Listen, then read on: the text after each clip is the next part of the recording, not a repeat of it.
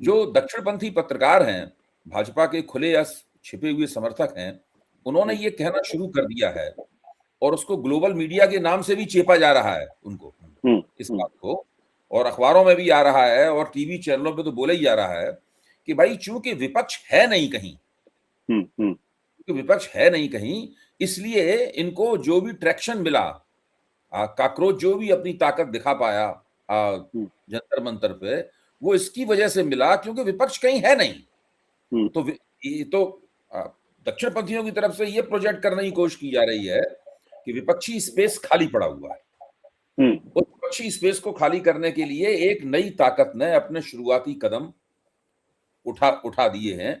और मैं इसके इस तरह की जो चर्चा हो रही है, इसको तो मैं एक बड़ी साजिश के तौर पे देखता हूं, क्योंकि मैं हिंदुस्तान के विपक्ष की जो कमजोरियां हैं उनसे मैं और आप दोनों ही अपने अपने तरीके से वाकिफ हैं, लेकिन ये कहना कि विपक्ष कहीं है नहीं, ये पूरी तरीके से गलत है, पूरी तरीके से भ्रामक है, शरारतपूर्ण है, और इसके पीछे एक गंदे किस्म की साजिश नजर आती है।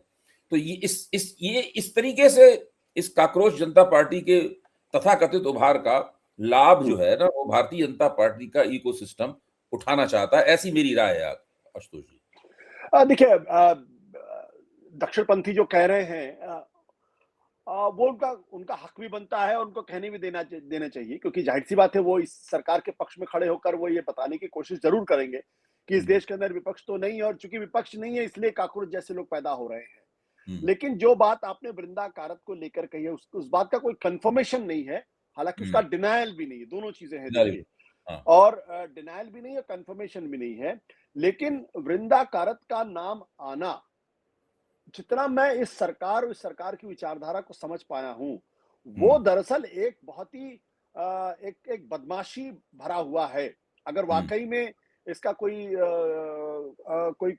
पता नहीं चलता है कि वाकई में उन्होंने फोन किया था, फोन नहीं किया था, क्योंकि ये मान के चलिए कि ये इन्होंने इस देश के एक बहुत बड़े तबके को इस बात को लेकर कन्विंस करा दिया कि इस देश का जो वामपंथ है वो दरअसल विदेशी विचारधारा से प्रभावित तो यहाँ से नहीं है, और ये अपने स्वभाव में एनार्किस्ट हैं, ये अपने स्वभाव में हिंसक हैं।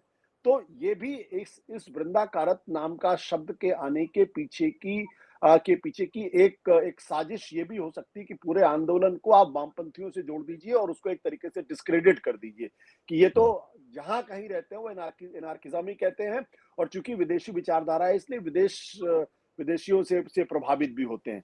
लेकिन इससे बड़ा सवाल इस बात को लेकर यह है कि देखिए, जितना मैं आंदोलनों को समझ पाया हूं, आंदोलन कैसा भी हो, इस आंदोलन से अगर सरकार ये समझती है कि उसको फायदा हुआ है, तो मैं इस निष्कर्ष पर नहीं पहुंचता, डिस्पाइट कि मेरे इतने सारे सवाल हैं, क्योंकि आंदोलन जैसा भी होता है वो सरकार के खिलाफ है, सरकार के मंत्री के इस्तीफे की बात कर रहा है, तो उससे सरकार की छवि को कोई फायदा पहुंच रहा हो ऐसा मैं बिल्कुल नहीं मानता, बल्कि उससे एक माहौल जरूर पैदा होता है। और डिस्पाइट इससे कि टेलीविजन चैनल्स ने इस पूरे आंदोलन का पूरी तरीके से बहिष्कार किया है, और उनको बिल्कुल दिखाना भी उचित नहीं समझा, जो कुछ भी दिखाया जा रहा है वो आपके यूट्यूब के माध्यम से ही दिखाया जा रहा है। तो ये बात बिल्कुल मैं उसको समझ नहीं पाता हूं। दूसरी बात जो महत्वपूर्ण है वो ये कि दक्षिणपंथी क्यों इस तरीके की बातें करना चाहते हैं, इसलिए करना चाहते हैं क्योंकि इस देश के अंदर पिछले कई महीनों से अगर आप देखिए तो लोगों के अंदर गुस्सा लगातार बढ़ता जा रहा है, एक आक्रोश का माहौल पैदा होता जा रहा है। मैं उस बेचैनी को देख रहा हूं, और वो बेचैनी आज भले ही चुनावी नतीजों में परिणित ना हो, लेकिन ये कहना कि वो बेचैनी नहीं है, इसलिए जब 5 दिन के अंदर जब 2 करोड़ लोग काकरोच जनता पार्टी के इंस्टा अकाउंट से जुड़े, तो वो कोई छोटी घटना नहीं थी, वो वाकई में एक बड़ी घटना थी, और वो ऑर्गेनिक घटना थी, क्योंकि आप तमाम कोशिश करके मशीन के माध्यम से आप 5 दिन के अंदर 2 करोड़ लोग समर्थक नहीं पैदा कर सकते, ये असंभव सी स्थिति है। इसलिए, और ये तभी संभव हो सकता है जब लोगों के अंदर एक गुस्सा हो, एक समाज के अंदर गुस्सा हो, बेचैनी हो, और वो अपने आप को एक्सप्रेस करना चाहते हो, तो वो एक्सप्रेशन उसको देखना। सरकार दरअसल जब कहती है विपक्ष नाकाम हो रहा है, तो वो नैरेटिव बनाने की कोशिश कर रहे हैं कि भाई इस देश के अंदर विकल्प तो कोई है ही नहीं, हम ही विकल्प हैं, तो ठीक है हमसे कुछ गलतियां हो रही हैं, लेकिन हमारे अलावा आप जाएंगे कहां, ये एक बताने की कोशिश की जा रही। लेकिन अगर आप इसी के बरक्स पैरेलल देखें तो जिस तरीके से नीट के सवाल पे, सीबीएसई के सवाल पे, या जो शिक्षा को लेकर सवाल है, इन पर एनएसयूआई देश के कई इलाकों में अच्छा प्रदर्शन कर रही है और उसको लगातार जो है उसको न्यूट्रलाइज करने की कोशिश भी सरकार की तरफ से हो रही है। तो ऐसा नहीं है कि इसके खिलाफ लोग सड़कों पर नहीं उतर रहे। हाँ, दूसरी विपक्षी पार्टियां नहीं उतर रही, वो एक अलग तरीके का प्रश्न। लेकिन एनएसवाई या कांग्रेस पार्टी जो है लगातार इस पर अपनी अपने वक्तव्य जारी कर रही है, लगातार सड़कों पर उतर रही है।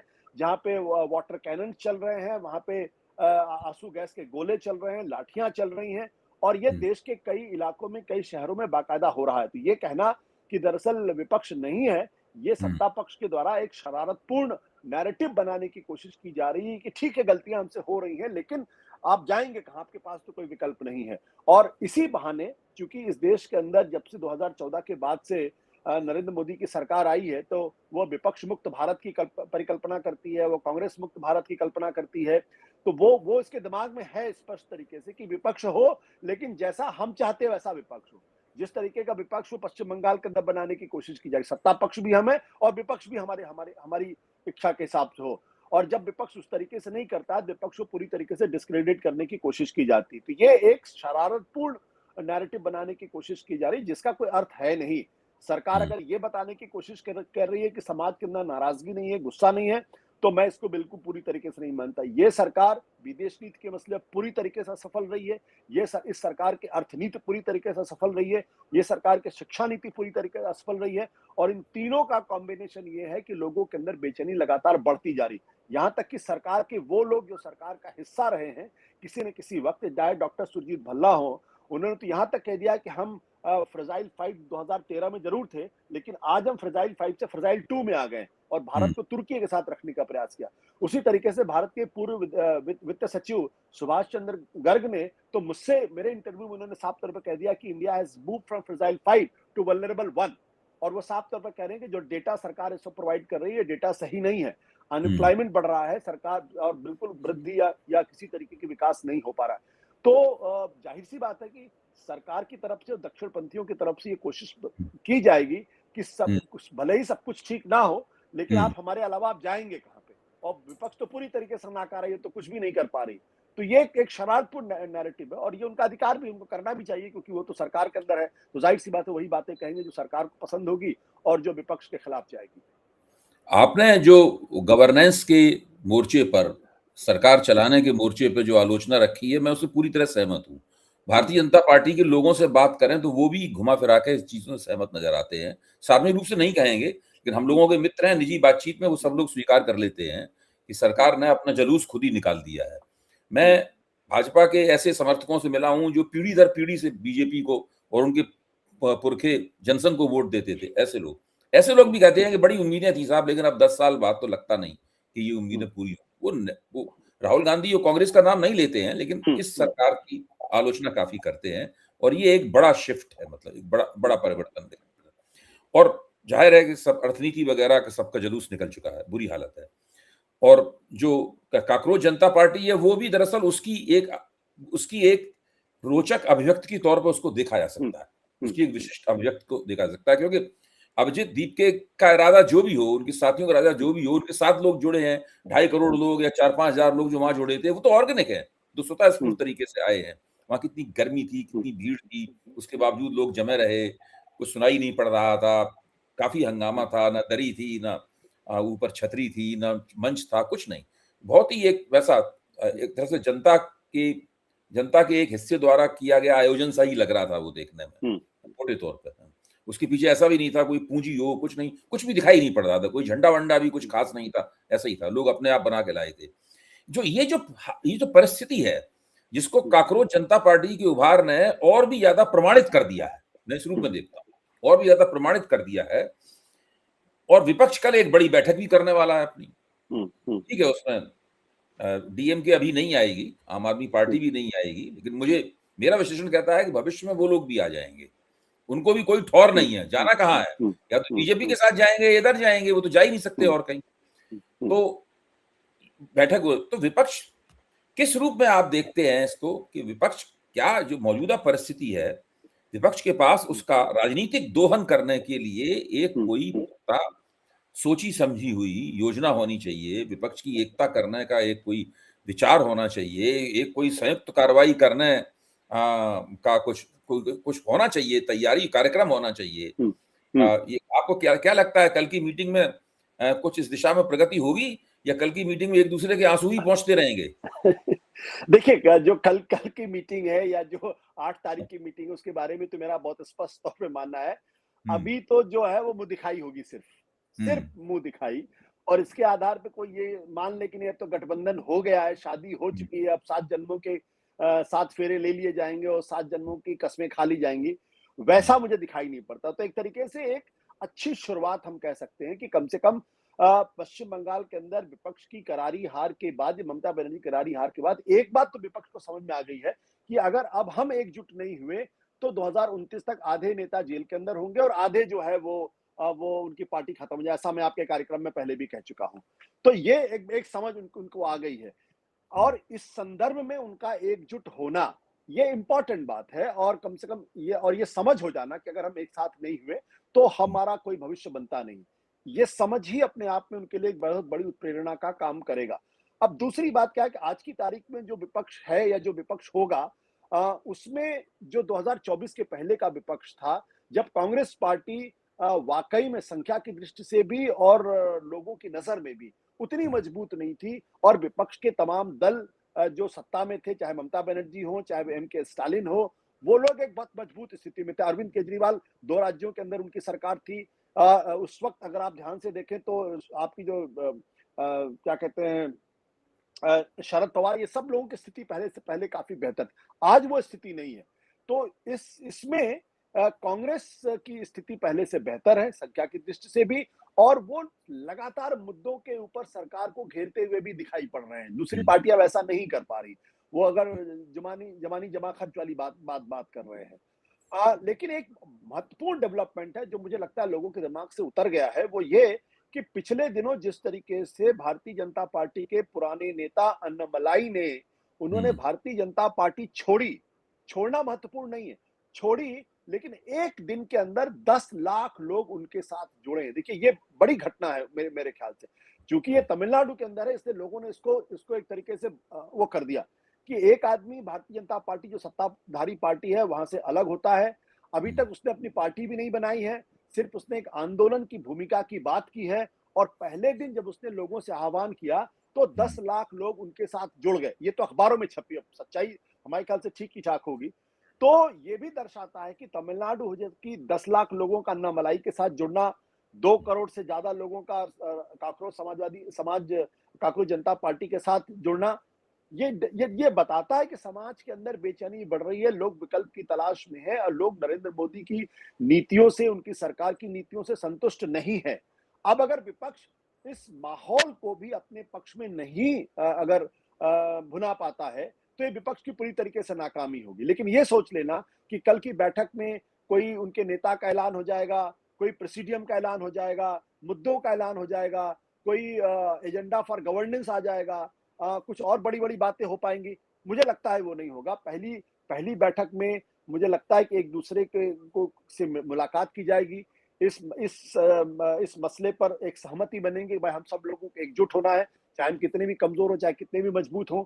और जहाँ तक सीपीएम के का चिट्ठी लिखना है जिसमें उन्होंने अपनी नाराज़गी जताई, भाई अगर आप विधानसभा का चुनाव लड़ रहे हैं तो एक दूसरे पर तो हमले करेंगे ना। तो हम्म, इसमें कौन-सी नाराज़गी आप दिखा रहे हैं? या आज हम्म, अगर अरविंद केजरीवाल कह रहे हैं कि हम जो है इस गठबंधन के साथ नहीं रहेंगे क्योंकि उनको मालूम है कि अगले साल उनको पंजाब के अंदर चुनाव लड़ना है तो दोनों एक साथ होते हुए नहीं दिखाई पड़ सकते। तो ये बात समझी जा सकती है। लेकिन मुझे इसमें किसी तरीके का कोई कन्फ्यूजन नहीं है कि 2029 के लोकसभा चुनाव के पहले 2024 की तुलना में ज़्यादा मजबूत और ज़्यादा संगठित विपक्ष मुझे दिखाई पड़ेगा। क्योंकि अब जो लड़ाई है वो सर्वाइवल की लड़ाई हो गई है। अब अगर इस बार अगर उन्होंने 2029 में अगर वो एकजुट होके नहीं लड़े, तो फिर हम्म, उनका अस्तित्व बचेगा, मुझे इसमें पूरी तरीके से संदेह है। नवीन पटनायक का भी आना मुझे लगता है इसमें हो सकता है शुरुआत में ना आए, लेकिन उनको आना पड़ेगा, अन्यथा उनकी पार्टी वहाँ खत्म हो जाएगी। क्योंकि जो उड़ीसा से खबरें आ रही हैं, वहाँ कांग्रेस और नवीन पटनायक के बीच में कुछ आपसी सहमति की बातचीत चल रही है। पश्चिम बंगाल के अंदर भी अगर आप देखिएगा आने वाले समय में कांग्रेस और ममता बनर्जी के बीच में कुछ सहमति बनती हुई दिखाई पड़ सकती है और हो सकता है पश्चिम बंगाल के अंदर भी एक साझा विपक्ष वहां दिखाई पड़े। और पंजाब चुनाव के बाद आप देखेंगे कि आम आदमी पार्टी और इनको भी साथ आना दिखाई पड़ सकता है। तो मैं इतना ही कह सकता हूं कि फिलहाल 8 तारीख की मीटिंग से कोई बहुत ज्यादा उम्मीद नहीं लगाए, लेकिन अगर ये सहमति भी बन जाती है कि भाई अब हमें एकजुट आना है, एकजुट होना है और एकजुट होकर इस सरकार को हराने का मौका मिल रहा है, क्योंकि माहौल भी जमीन के अंदर वो दिखाई पड़ रहा है, और अगर अब हम इसका फायदा नहीं उठा पाए तो फिर हमारे लिए कोई राजनीति बचेगी नहीं आने वाले समय में। तो इतना तो उम्मीद कर ही सकते हैं कि मीटिंग के बाद में जब वो लोग राजनीतिक परिस्थिति का विश्लेषण करेंगे बैठ के, अपने अपनी पार्टी की राय उसके ऊपर व्यक्त करेंगे, ये तो करते ही हैं सारे नेता लोग हैं, कोई ना कोई एजेंडा, कोई ना कोई अपना अपना विश्लेषण लेके सब आएंगे, अपनी अपनी बात कहेंगे, अपनी मन की कसक भी निकलेगी उसमें, वो सब भी होगा। तो एक संयुक्त वक्तव्य की अपेक्षा तो की जा सकती है कि भाई मीटिंग के बाद में एक संयुक्त वक्तव्य आए जिसके अंदर कुछ विश्लेषण हो, कुछ संकल्प हो, कुछ भविष्य की योजना की आहट हो, मतलब ये तो हो ही सकता है। बिल्कुल। मुझे लगता है स्टेटमेंट ऑफ इंटेंट आएगा, हाँ। जिसमें ये बताया जाएगा कि भाई हम लोग साथ आने के बारे में सोच रहे हैं, हम लोग साथ आएंगे और अपनी हमारे बीच में जितने भी मतभेद हैं उन मतभेदों को हम दूर रखने की कोशिश कर रहे हैं। देखिए, जिस बात का बड़ा प्रचार किया जा रहा है, बिल्कुल आपने सही कहा था कि डीएमके कांग्रेस से नाराज है, होना भी चाहिए भाई। आपने गठबंधन के साथ चुनाव लड़े, लेकिन उसके बावजूद आपने आनंद फानंद में गठबंधन का साथ छोड़कर विजय के साथ चले गए। अब कांग्रेस क्यों नहीं जाएगी भाई? पांच एमएलए अगर जीते हैं और 2 मेंबर ऑफ पार्लियामेंट मिल रहा है, दो मंत्रालय मिल रहा है और साथ ही साथ राज्यसभा की सीट मिल रही है, तो जाहिर सी बात है उनके लिए बेटर बार्गेन है। और दूसरी बात क्या है कि डीएमके आज वहां कमजोर स्थिति में है, विजय वहां पे एक राइजिंग स्टार है, तो उनके साथ जाएंगे। लेकिन क्या डीएमके बीजेपी के साथ जाना अफोर्ड कर सकती है? मेरा सवाल आज की तारीख में ये है, क्योंकि ऐसा नहीं कि डीएमके अतीत में या एआईडीएमके अतीत में बीजेपी के साथ नहीं गई थी। सबको याद होगा कि अटल बिहारी वाजपेयी की कैबिनेट में ये लोग साथ थे, और बाद में जयललिता ने जो चाय में जो तूफान पैदा किया था सुब्रमण्यम स्वामी की मदद से, तो उसके बाद बहुत सारी स्थितियां बदली थी। तो मैं ये कहना चाह रहा हूं कि गिले शिकवे दूर होंगे, मतभेदों को दूर करने की कोशिश की जाएगी, बट इस बारे में मुझे कोई संदेह नहीं है कि स्टेटमेंट ऑफ इंटेंट आएगा, जहां ये बात मजबूती के साथ दोहराई जाएगी कि हम लोगों का एक साथ आना बहुत जरूरी है। और अब उसकी शक्ल क्या होगी, ये बहुत इंपॉर्टेंट बात है कि क्या उसको एक इंस्टीट्यूशनल फ्रेमवर्क दिया जाएगा, क्या उसका कोई एक कॉमन साझा प्रोग्राम बनेगा, क्या उनके बीच से किसी नेता की पहचान, कोई नेता उभर के सामने आएगा? अभी थोड़ी सी जल्दबाजी इन सब चीजों को लेके, और अगर इतनी जल्दी कोई चीज हो जाती तो फिर भारत की राजनीति तो इतनी आसान हो जाती, कुछ कहने की बात ही नहीं थी। इतनी आसान चीजें हैं नहीं, बहुत सारे बाधाएं हैं, उनको दूर करना होगा, और मुझे लगता है कि उस ओर रास्ता बनता हुआ दिखाई पड़ रहा मुझे। बहुत बहुत धन्यवाद आशुतोष जी। बहुत थैंक यू। महत्वपूर्ण मैं समझता हूँ कि जिस मुकाम पे हम लोग खड़े हुए हैं राजनीति के, उसमें ये मेरे और आपके बीच में चर्चा हुई है, बहुत महत्वपूर्ण चर्चा है, क्योंकि हर इंडिकेटर, हर जो सूचकांक, हर जो सूचक है वो इशारा कर रहा है कि सरकार के खिलाफ एंटी इनकम्बेंसी जमा हो रही है, लेकिन उसका कोई पॉलिटिकल मैनिफेस्टेशन, कोई राजनीतिक अभिव्यक्ति है नहीं, चुनाव के रूप में भी नहीं है। कुछ जो राजनीतिक अभिव्यक्तियां हो रही हैं उनमें एक काकरोच जनता पार्टी है, और भी इस तरह के जगह जगह आंदोलन हो रहे हैं, उन आंदोलनों के ऊपर सरकार का दमन भी हो रहा है, व्यक्तियों के ऊपर। ये सब इस परिस्थिति में हम लोगों का कर्तव्य बनता है कि हम लगातार इस परिस्थिति को डिकोड करते रहें। बहुत बहुत धन्यवाद। जल्दी ही हम लोग थैंक यू। घटनाओं में फिर मिलेंगे। Thank you. धन्यवाद।